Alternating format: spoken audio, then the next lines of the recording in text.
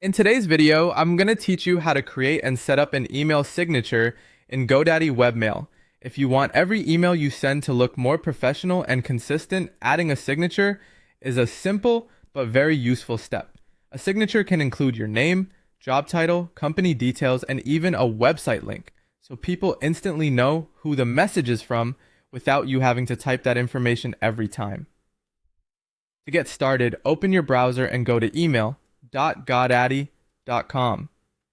Once you're there, log into your GoDaddy Webmail account using your email credentials.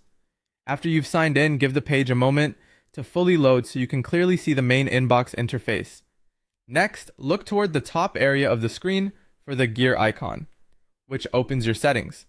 Click that gear icon and then choose the option for Compose followed by Signatures. This is the section where you can create and manage the signature that will automatically appear in your outgoing emails. Once you're in the Signatures area, create a new signature. You'll now be able to type the information you want to appear at the bottom of your messages. Keep it clear and professional. For example, you can add your name, your role, your business name, and other contact details you want recipients to see. If needed, you can also format the text so it looks cleaner and easier to read. You may be able to change things like spacing, line breaks, and style, and you can also add links, such as a company website or other relevant page. Just make sure everything is accurate and easy to understand, since this will appear every time you send a message. After creating the signature, set it as the default for new messages. This is an important final adjustment because it tells GoDaddy Webmail to automatically insert that signature whenever you compose a new email.